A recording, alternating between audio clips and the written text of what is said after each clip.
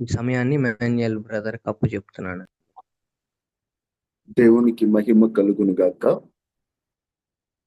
ప్రత్యేకంగా ఈ ఉదయకాల ప్రార్థనలో ఈ విధముగా పాల్గొనిన మీ అందరికీ కూడా ప్రభు అయిన యేసుక్రీస్తు నామంలో నా హృదయపూర్వకమైన వందనాలు.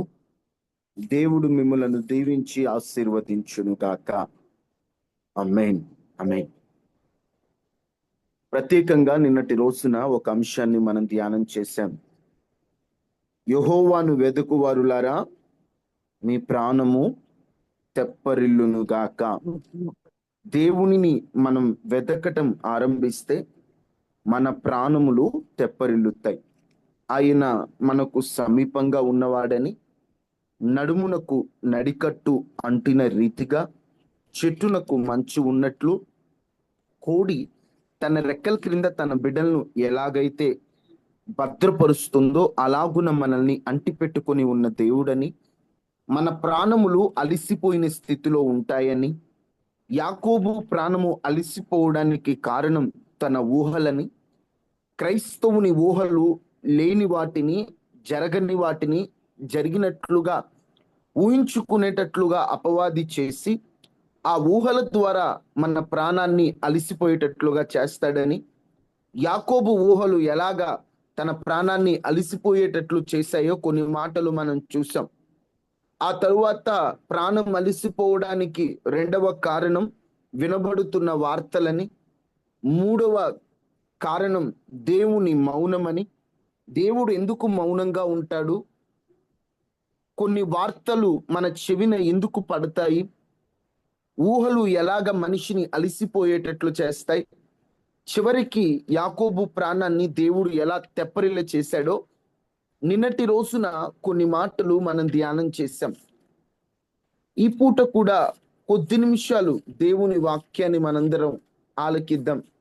ఏదో పాల్గొన్నాం కాబట్టి ఆచారంగా దేవుని మాటలు వినడం కాదు, కానీ ఒక వాక్యాన్ని వింటున్నప్పుడు ఈరోజు దేవుడు నాతో ఏ కోణములో మాట్లాడాలనుకుంటున్నారు, దేవుడు నాకు ఏ విషయాన్ని తెలియచేయాలనుకుంటున్నారనేటువంటి ఓ ఆశతో దేవుని వాక్యాన్ని వినాలి. ఏదో దేవుడు మాట్లాడతాడులే అనేటువంటి నామకార్థంగా మనం వినడం కాదు, కానీ నిజంగా దేవుడు నాతో మాట్లాడతాడు, నాకు అవసరమైన మాటలు తెలియచేస్తాడనేటువంటి ఆశతో స్పష్టంగా దేవుని మాటలు మనం ఆలకించే వారిగా ఉండాలి. అందరూ జాగ్రత్తగా వాక్యాన్ని వినండి. ఒక వాక్య భాగాన్ని మీతో పంచుకోవాలని ఆశపడుతున్నాను. ప్రతి ఒక్కరూ కూడా మీ బైబిల్ తెరచి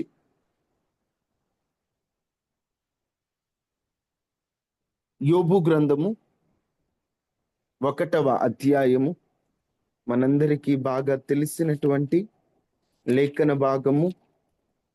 1వ అధ్యాయము 5వ వచనం. వారి వారి విందు దినములు పూర్తి కాగా యోబు తన కుమారులు వారి వారి విందు దినములు పూర్తి కాగా యోబు తన కుమారులు పాపము చేసి తమ హృదయములలో దేవుని దూషించిరేమో అని వారిని పిలువనంపించి వారిని పవిత్రపరిచి అరుణోదయమున లేచి వారిలో ఒక్కొక్కని నిమిత్తమై దహన బలి నర్పించుచు వచ్చెను. యోబు నిత్యము అలాగూ చేయుచుండెను. అరుణోదయ ప్రార్థనలో ఎందుకు పాల్గొనాలి? ఉదయకాల ప్రార్థనలో పాల్గొంటే వచ్చేటువంటి ఆశీర్వాదాలు ఏమిటో ఎన్నోసార్లు మీతో పంచుకున్నాను. ఈ పూట కూడా మరలా ఆ అంశాన్ని, వేరొక విషయాలను సమకూర్చి మీతో మాట్లాడాలని ఆశపడుతున్నాను. ఎన్నోసార్లు మీతో అన్నాను, అరుణోదయం. అరుణోదయం అంటే అరుణ అంటే సూర్యుడు. సూర్యుని దయ దొరికే సమయాన్ని అరుణోదయం అంటారు. అరుణోదయ ప్రార్థనలో శక్తి ఉంది. ఉదయకాల ప్రార్థన కష్టమే అయినా, ఇబ్బంది అయినా, ఉదయాన్నే లేచి ప్రార్థించడం మన జీవితానికి ఎంతో అవసరం, ఆశీర్వాదకరం. బైబిల్ అంతటిలో ఉదయకాల ప్రార్థనను ప్రారంభించింది ఎవరంటే యోబు గారే. ఆయన ప్రారంభించడు అరుణోదయమునే లేచి ప్రతిరోజు నిత్యమట ఒక్కొక్కరి నిమిత్తం దహన బలి అర్పించేవాడట. ఒక్కొక్కరి నిమిత్తం. ఈ రోజున దేవుణ్ణి అనుసరిస్తున్నటువంటి మనం, దేవుని మార్గములో ఉన్నటువంటి మనం ప్రతి అరుణోదయమున దేవుని సన్నిధిలో కూడుకోవటం ద్వారా మన జీవితంలో మనం పొందుకునేటువంటి భాగ్యం. యోబు కూడా ప్రతిరోజు ఉదయాన్నే లేచి దేవుని సన్నిధిలో బలులర్పిస్తూ నిత్యము అలాగు చేయిచూ ఉన్నాడట. మనం కూడా ప్రతిరోజు ఇలాగున ఉదయకాల ప్రార్థనలో పాల్గొనడం ద్వారా ఎటువంటి ఆశీర్వాదాలు మనం కలిగి ఉంటామో, లేదా ఎటువంటి భాగ్యం మనం పొందుకుంటామో త్వరగా కొన్ని మాటలు మీతో మాట్లాడతాను. జాగ్రత్తగా అందరూ దేవుని వాక్యాన్ని ఆలకించండి. నిజం చెప్పాలంటే బాహ్య అవయవాలన్నిటిలో, కనిపించే బాహ్య అవయవాలన్నిటినీ దేవుడు క్లోజ్ చేసినవి, అంటే తలుపులు పెట్టి దేవుడు క్లోజ్ చేసినవి ఏంటి? నా భాష కాస్త అర్థం చేసుకోండి. బాహ్య కనిపించేటువంటి అవయవాలలో దేవుడు కాస్త తలుపులు పెట్టి అలాగ క్లోజ్ చేసింది ఏమిటి? కళ్ళు, నోరు. అవునా కదమ్మా? ఈ రెండిటికి దేవుడు ఏం చేశాడంటే, మీరు చూడండి, చెవులు ఉన్నాయి, చెవులకి ఏవైనా అడ్డున్నాయా? ఏమీ లేవు. ముక్కు ఉంది, దానికి ఏమైనా అడ్డున్నాయి? లేవు. కానీ కంటికి మాత్రం దేవుడు తలుపులు పెట్టాడు, నోటికి మాత్రం దేవుడు తలుపులు పెట్టాడు. ఎందుకు ఈ మాట మాట్లాడుతున్నానంటే, క్రైస్తవ జీవితంలో జాగ్రత్త, ఆత్మీయతలో పడిపోతారు, ఈ విషయాల్లో తొట్టిల్లుతారు, అది తప్పిపోతే మీరు కూడా తప్పిపోతారని దేవుడు చెప్పింది ఈ రెండిటి విషయంలోనే. కంటి విషయంలో చెప్పాడు. ఏమని చెప్పాడు? దేహమునకు దీపము కన్నే గనుక నీ కన్ను చెడినదైతే నీ దేహం అంతా చెడిపోతుంది. నిజంగా మాట్లాడాలంటే మన కంటిని మనం ఎంత కాపాడుకుందాం అనుకుంటున్నా కూడా సెల్ ఫోన్లో వస్తున్నటువంటి ఆ చూడకూడని దృశ్యాలైనా అనుకోకుండా మన కళ్ళ ముందు పడినప్పుడు వాటిని పక్కకు నెట్టలేనటువంటి పరిస్థితిలో మనం ఉన్నాం. ఎవరో ఒకరు రోడ్డు మీద వెళ్తున్నప్పుడు అసహ్యంగా వారు కనిపించినప్పుడు మనం బాహ్యంగా, అంటే ఫిజికల్ గా అక్కడికి వెళ్ళి పాపం చేయలేకపోయినా కంటి చూపుతో పాపం చేసేస్తున్నాం. చూసినదే హృదయము ఆలోచిస్తుంది, ఆలోచించినదే మనసులో పడిపోతుంది, చూచిన దానిని బట్టి మనసు పాడైపోతుంది, చూచిన దాన్ని బట్టి మన ఆలోచన విధానం పాడైపోతుంది. కంటిని ఎంత కాపాడుకోవాలనుకుంటున్నా కంటి విషయంలో పడిపోతూనే వస్తున్నాం, కంటి విషయంలో జారిపోతూనే వస్తున్నాం, కంటిని కాపాడుకోవడంలో ఓడిపోయే ఉంటున్నాం మనందరం. ఈ కంటిని ఎలా కాపాడుకోవాలి? ఇంకొకటి, యాకోబు పత్రికలో యాకోబు మాట్లాడుతాడు, నోటిని కాపాడుకోకపోతే చాలా మంది ఈ నోటి దగ్గరే తొట్టిల్లిపోతున్నారంటాడు. ఒకసారి చూడండి యాకోబు పత్రిక. మీ అందరికీ తెలిసిన విషయాలే, పలుమార్లు మీతో పంచుకున్న విషయాలే. కానీ ఎందుకు పరిశుద్ధాత్మ దేవుడు మరలా ఈ విషయాలు మాట్లాడమని ఆలోచన కలుగు చేశాడేమో నాకు తెలియదు. కానీ అందరూ జాగ్రత్తగా వినాలి. ఎందుకు దేవుడు ఈ పూట ఈ విషయాన్ని నాకు వినిపిస్తున్నాడు? ఎప్పుడైనా ఒక చోటుకి మనం వెళ్ళినప్పుడు దేవుడు ఒక మాటను మనకు వినిపిస్తున్నప్పుడు నాకు అవసరం లేదులే అని పక్కకు నెట్టకూడదు. ఎందుకు దేవుడు ఈరోజు ఈ మాటలు మాట్లాడిస్తున్నాడంటే, రేపటి రోజున ఈ మాటలు నాకు అవసరం అవుతాయేమో, నేను పడిపోతానని దేవుడు ముందుగానే నాకు హెచ్చరిస్తున్నాడేమో, ఈ హెచ్చరికను నేను స్వీకరించాలి అనేటువంటి ఆలోచన మనకు ఉండాలి. యాకోబు రాసిన పత్రిక 3వ అధ్యాయం 2వ వచనం, అనేక విషయాలలో మనందరము తప్పిపోతున్నాము అని కింద ఉంటది. ఎవడైనా మాట యందు తప్పని యెడల తప్పని ఎడల అట్టివాడు లోపం తప్పని ఎడల లేనివాడై అట్టివాడు లోపము లేనివాడై తన సర్వ శరీరమును స్వాధీనమందుంచుకున్న శక్తి గలవాడగును. తన సర్వ శరీరమును స్వాధీనమందుంచుకొనగలిగిన శక్తి గలవాడు. తన నోటిని జాగ్రత్తగా కాపాడుకుంటే శరీరం అంతటిని జాగ్రత్తగా కాపాడుకుంటాడంట. తన కంటిని జాగ్రత్తగా కాపాడుకుంటే శరీరం అంతటిని, మనసంతటిని జాగ్రత్త కాపాడుకుంటాడంట. ఇప్పుడు ఈ రెండిటిని మనం కాపాడుకుంటున్నామా? వాస్తవంగా మాట్లాడాలంటే కంటి చూపు వలన చాలా పాడైపోతున్నాం. కంటికి కనిపించిన ప్రతిదీ మంచిదనుకుంటున్నాం. కంటికి కనబడేదంతా మంచిదే అని కంటి మాట మనస్సు విని కన్నీరే మిగులుస్తుంది. ఎన్నోసార్లు మీతో అన్నాను, లోతు సొదొమ గొమొరాని చూసినప్పుడు మొదట అది ఎలా కనబడిందంట? చెప్పాలి, అది ఎలా ఉన్నదని ఉంది అక్కడ? దేవుని తోట వలె. యెహోవా తోట వలె. ఏది? అన్యాయంతో, అక్రమంతో, వ్యభిచారంతో నిండినటువంటి ఆ పట్టణము యెహోవా తోట వలె కనపడింది ఈయనకి. అబ్బా ఎంత బాగుందో అని వెళ్ళాడు. దిగిన తర్వాత తెలియలేదు అది ఆ ప్రాంతం ఎంత అతని ఆత్మీయతని ఎంత డిస్టర్బ్ చేసిందో. దినదినము వారి విషయంలో ఈయన నొచ్చుకుంటూనే ఉన్నాడట, బాధపడుతూనే ఉన్నాడట. ఆ మాట కూడా ఉంటది చూడండి. కంటి మాట విని వెళ్ళి ఎంత బాధపడాల్సి వచ్చిందో. పేతురు రాసిన 2వ పత్రిక 2వ అధ్యాయం 7వ వచనం. కంటి మాట విని వెళ్ళి అర్థం కాక అక్కడ ఎంత పరిస్థితులు అనుభవిస్తున్నాడంటే, దుర్మార్గుల కామ వికారయుక్తమైన దుర్మార్గుల కామ వికారయుక్తమైన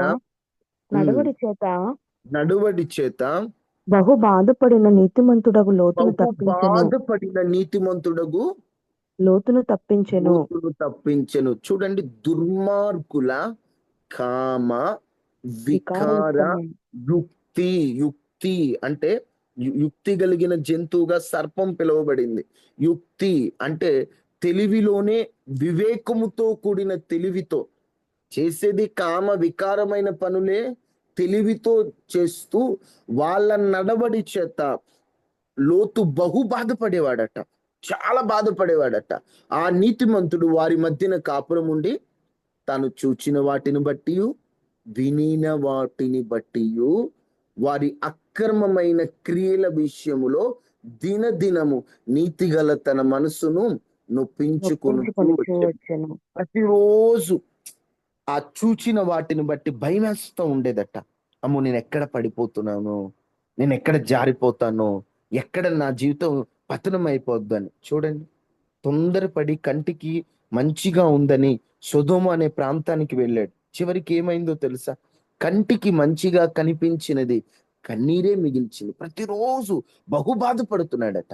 ఈ కంటి విషయంలో జాగ్రత్త పడాలన్నా, ఈ నోటి విషయంలో జాగ్రత్త పడాలన్నా, నోటి గురించి చెప్పాలంటే నోరు జారి దీవెనలు పోగొట్టుకుంటున్నాం, తెలియకుండా మాట్లాడుతున్నాం, తెలుసో తెలియకో నోరు జారి మాట్లాడి ఎన్ని ఆశీర్వాదాలు పోగొట్టుకుంటున్నాం. ఈ రెండు కాపాడబడాలంటే అరుణోదయ ప్రార్థన అవసరం. అరుణోదయమునే ప్రార్థనలో ఉండడం ద్వారా ఈ రెండిటిని కాపాడుకునే శక్తిని దేవుడు మనకు ఉదయాన్నే తన కృప ద్వారా అనుగ్రహిస్తాడు. ఎలా అయ్యా అంటే, యోబు గారు ఈ రెండిటి విషయంలో ఎంత జాగ్రత్తగా ఉన్నాడో చదవండి. యోబు గ్రంథం 1వ అధ్యాయం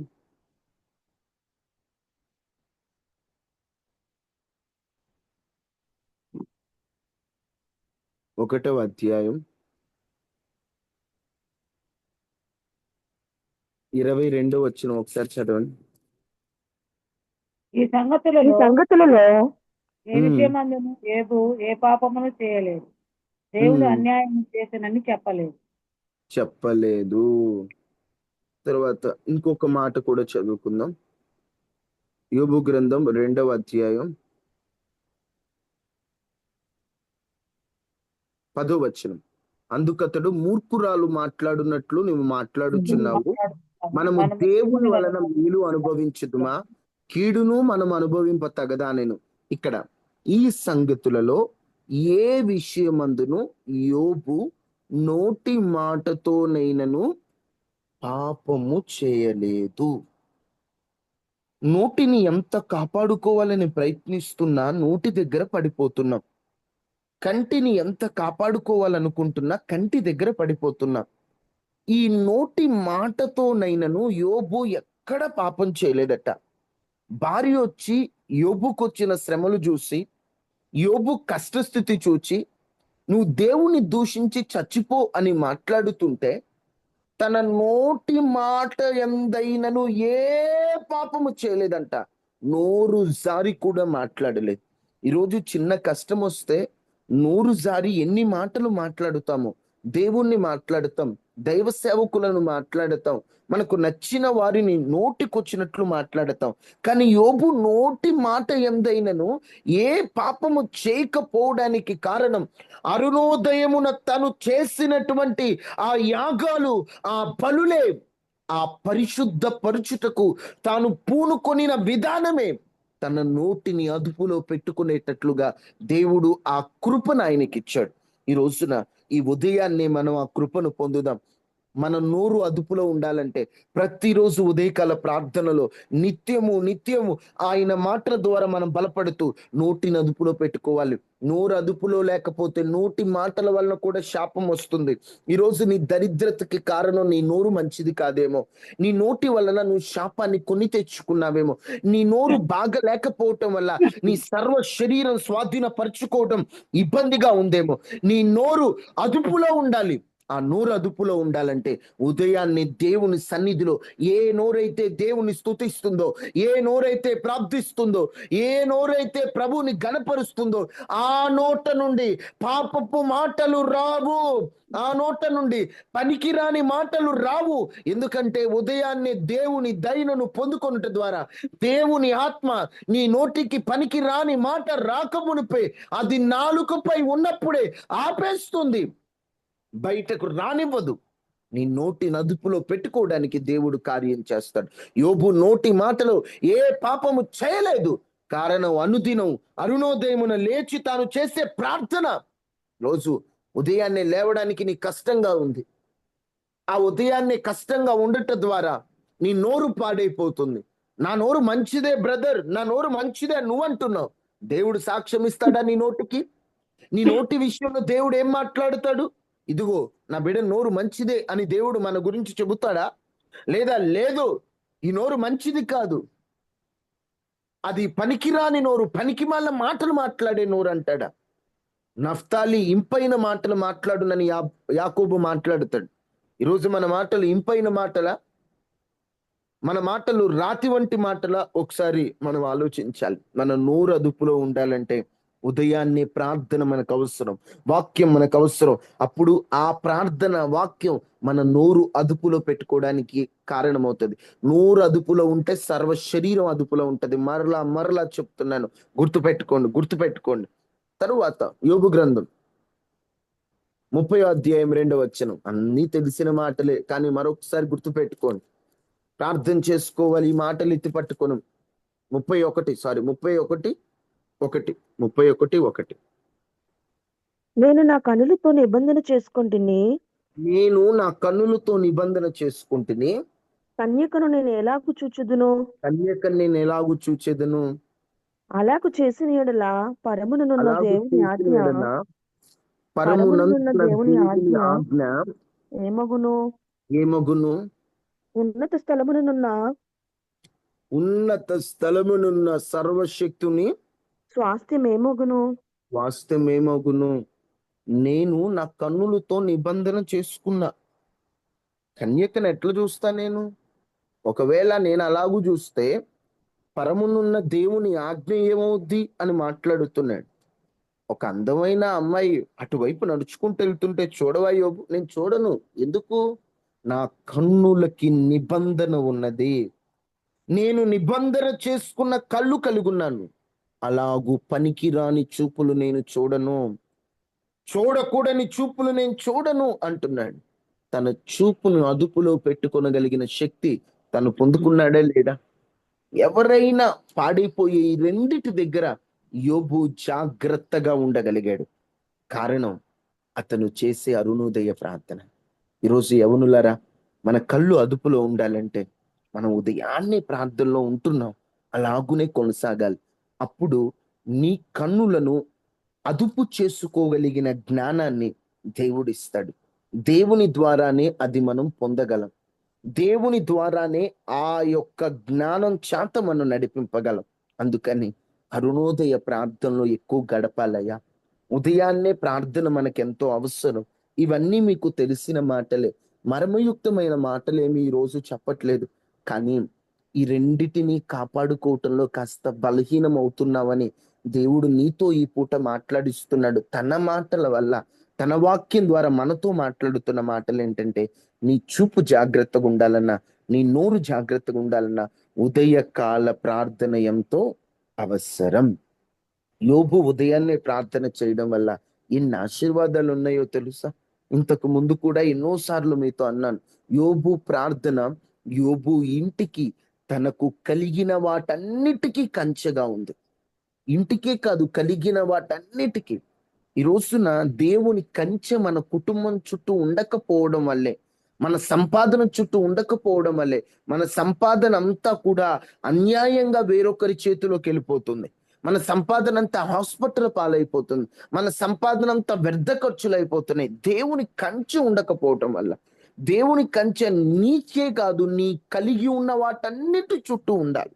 అలా ఉండాలంటే ఉదయాన్నే అడగాలి, అయ్యా నీ కంచె నా చుట్టూ వేయ్యా, నా కుటుంబం చుట్టూ వేయ్యా, నా కలిగి ఉన్న దాని చుట్టూ వేయ్యా అని. దేవుని కంచె వేయబడితే, నీ ప్రార్థనే నీ కుటుంబానికి కంచెగా మారితే అపవాది ఆ ఇంటికి రాలేడు కదా, అపవాది అక్కడ అడుగు పెట్టలేడు కదా. ఈరోజు నీ ప్రార్థన కంచె వేయబడుతుందా? ఏలీ కాలములో శత్రువులు వచ్చి మందసాన్ని తీసుకెళ్ళిపోయేవాళ్ళు. సమూయేలు కాలములో శత్రువట సమూయేలును బట్టి ఎవరు రాలేకపోయారట. సమూయేలు ఒకరి ప్రార్థన శత్రువులను రాకుండా కంచెగా ఉంచి, ఒకని ప్రార్థన దేశానికే కాపుదలగా ఉంటే, నీ ప్రార్థన నీ కుటుంబానికి కాపుదలగా ఉండొద్దా?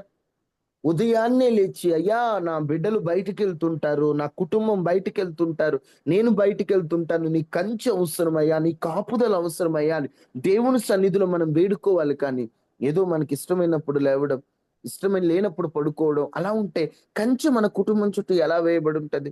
యోబు ఉదయాన్నే లేచి ప్రార్థన చేసేవాడు, దేవుడు కంచె వేసేవాడు.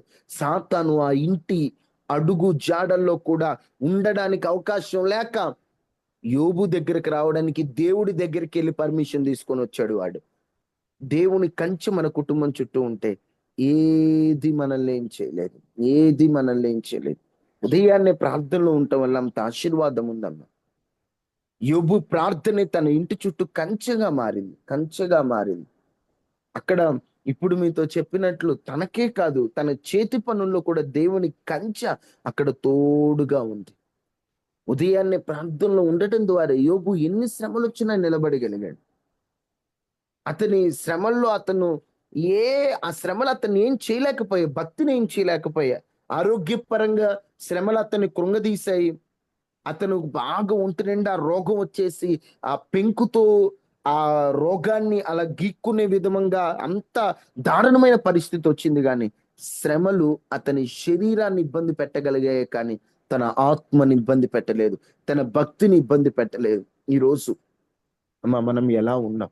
ఉదయాన్నే ప్రార్థనలో ఉంటే ఎన్ని శ్రమలు వచ్చినా నిలబడే శక్తిని దేవుడిస్తాడు. ఎన్ని అవమానాలు వచ్చినా నిలబడే బలాన్ని దేవుడిస్తాడు. ఎన్ని శోధనలు ఎదురైనా శక్తి దేవుడిస్తాడు. ఆయన మనతో ఉంటే శ్రమగా అనిపించదు. అందుకే యేసయ్య గారు ఒక పాటలో పాడతారు, యేసయ్య నీ కృప తలంచగానే నా శ్రమలుగా అనిపించలేదే. ఆయన కృప తలంచగానే శ్రమగా అనిపించలేదట. అది ఏంటి, ఈ ఇంత శ్రమ అనుభవిస్తున్నా అసలు శ్రమలా అనిపించట్లేదు. ఒకప్పుడు ఈ చిన్న శ్రమకే కృషించిపోయే వాళ్ళం, ఏంటి ఇప్పుడు ఎంత ధైర్యంగా ఉన్నావు అనుకుంటావు. నువ్వు ఉదయాన్నే ప్రార్థన ఉండదు. శ్రమలు వస్తాయి, రామని నేను చెప్పను, కానీ ఆ శ్రమల్లో నిలబడే ధైర్యాన్ని దేవుడిస్తాడు. ఆ శ్రమలలో నిలబడే బలాన్ని దేవుడిస్తాడు. మనం ఉదయాన్నే ఏం చేస్తామో రోజంతా అదే అదే ఎఫెక్ట్ మన మీద ఉంటది. ఉదయాన్నే ప్రార్థన చేస్తే ప్రేయర్ ఎఫెక్ట్ మన మీద ఉంటది. ఇక అంత ప్రార్థన పరంగా మనం రోజంతా సాగిపోవచ్చు. అలా కాకుండా ఎప్పుడో మనకు నచ్చినప్పుడు మనం లేచి ఏదో ప్రార్థన చేసుకోవడానికి టైం ఉంటే ఓ ప్రార్థన, లేకపోతే చిన్న ప్రార్థన చేసుకుంటే ఆ రోజంతా చిరాగ్గా ఉంటది. ఉదయాన్నే దేవునికి టైం ఇవ్వండి. హృదయానికి చాలా తృప్తిగా ఉంటది. మీరందరూ టైం ఇచ్చేవాళ్ళే. కానీ మీకందరికి తెలియడం కోసం చెప్తున్నాను ఈ విషయాలు. ఉదయాన్నే దేవునికి మీరు టైం ఇస్తున్నారు. ఎలా ఉంటుంది? అబ్బా! ఉదయాన్నే దేవుని సన్నిధిలో గంట గడిపానయ్యా అని ఏ పని చేసుకున్నా కూడా ప్రశాంతంగా ఉంటది. అలా గాకుండా ప్రార్థన చేసుకోలేదనుకో చిరాకుగా అసలు ఈరోజు ప్రేయర్ చేసుకోలేదు అనే ఒక భయం మనలో ఉంటదనమాట. అందుకే మార్నింగ్ ప్రేయర్‌లో మనం ఉంటే రోజంతా కూడా దేవుడు మనకు తోడుగా ఉంటాడు. ఒకటే చెప్తున్నా, మీరు ఉదయాన్నే ఉదయకాల ప్రార్థనలోకి లేవాలనుకున్నప్పుడు గుర్తుపెట్టుకోండి. అలారాలు మోగుతా ఉంటాయి. మెలుకువ వస్తా ఉంటది. ఇంతలోనే ఏమనిపిస్తదంటే శరీరానికి నిద్రపో, నిద్రపో అని ఒక పోరాటం. ఈ పోరాటంలో మనం ఏం చేస్తామంటే ఓడిపోతుంటాం, గెలుస్తూ ఉంటాం. నేనంటాను ఉదయాన్నే నువ్వు ఓడిపోతే రోజంతా ఓడిపోయే అవకాశం ఉంటది. నువ్వు ఉదయాన్నే ఎంత నిద్రపోవాలనిపిస్తున్నా లెగవాలని ముఖం కడుక్కొని అలా కూర్చున్నావనుకో రోజంతా నువ్వు గెలిచే అవకాశం ఉంటది. ఉదయాన్నే అది సైంటిఫికల్‌గా కూడా సైంటిస్టులు ఒప్పుకుంటారు. మనమంట ఒకటి ఆహ్, ని ఒకటి చేసామంటే ఒకటి విజయం సాధించామంటే ఇంకోటి కూడా విజయం సాధిస్తామని మన మనసుకు అనిపిస్తదట. అలా గాకుండా ఒకటి ఓడిపోయామనుకో ఇంక అన్నీ ఓడిపోతాం అనిపిస్తది మనలో. అందుకని ఉదయాన్నే మీరు లేచిరనుకో, అబ్బా! ఈరోజు నేను గెలిచాననుకోండి. ఉదయాన్నే లేచిన రోజల్లా నేను గెలిచాననుకోండి. అప్పుడు నిజంగా మన జీవితంలో గెలుస్తాం. ఉదయాన్నే లేవడం మనకు నిజంగా ఆశీర్వాదం. ఆహ్, మీ అందరికీ తెలుసు అంబానీ గారు. ఆయన ఒక మాట అన్నాడు. ఒక స్టేట్మెంట్ అన్నాడు. ప్రతిరోజట ఆయన యవ్వన వయస్సులో ఉన్నప్పుడు సూర్యుడికి ఆయనకట యుద్ధమట. సూర్యునికి ఆయనకు యుద్ధం. మనిద్దరిలో ఎవరు ఫస్ట్ వస్తారో అనుకునేవాడట. ఆయన అంటాడు, "ప్రతిరోజు నేనే గెలుస్తాను. సూర్యుడు ఓడిపోతాడంటాడు." దాని అర్థం ఏంటంటే, సూర్యుడు ఉదయించక మునుపే ఈయన తన పని ప్రారంభించేవాడట. ఈరోజు యవనస్తులైన మనం ఆశీర్వదింపబడాలంటే ఉదయాన్నే లేచే అలవాటు మనకుండాలి. మీకు సమయం లేక ఇంతకు ముందు చెప్పాను కాబట్టి త్వరగా చెప్పాను కానీ, ఒకవేళ మీరు నోట్ చేసుకోవాలనుకుంటే 3 పాయింట్లనమాట. ఒకటి ఉదయాన్నే లేవడం ద్వారా ఎక్కడ బలహీనులవుతామో అక్కడే బలవంతులవుతాం. అంటే కంటి దగ్గర, నోటి దగ్గర పడిపోయే అవకాశం ఉంది. అక్కడ బలహీనులవుతామో అక్కడే బలవంతులవుతాం. 2 మన కుటుంబం చుట్టూ దేవుని కంచె ఉంటది. 3 ఎన్ని శ్రమలొచ్చినా మనం నిలబడగలుగుతాం. పడిపోం. ఆ నిలబడే శక్తిని దేవుడు ఉదయకాలాన్నే ఇస్తాడు. అందరూ ప్రార్థన చేసుకుందాం. తలలు వంచండి. అయ్యా! నేను అరుణోదయాన్ని ఇంకా లేచి నేను ఇంకా నేను స్తుతించి నా కుటుంబం కొరకు నీ సన్నిధిలో పెనుగులాడగలగాలి. అప్పుడప్పుడు ఓడిపోతున్నానయ్యా. ఇంకా నేను గెలవాలి, లేవాలి. ఉదయం గెలవడం ద్వారా వచ్చే లాభాలేంటో కూడా మేము చూసామయ్యా. వాక్య ప్రకారంగా జీవించినట్లు సహాయం చేయనని అందరూ ప్రార్థన చేయండి.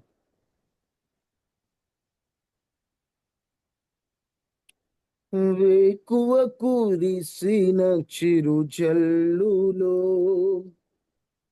నీ కృప నాలో ప్రవహించగా పొందితి నెన్నో ఉపకారములు నవనూతనమే ప్రతిదినము తీర్చగలనా నీ రుణమును మరువగలనా నీ ప్రేమను లోకమంతయు దూరమైన నన్ను చేరదీసెదవు దేహమంతయు ధూళి అయిన జీవింపచేసెదవు.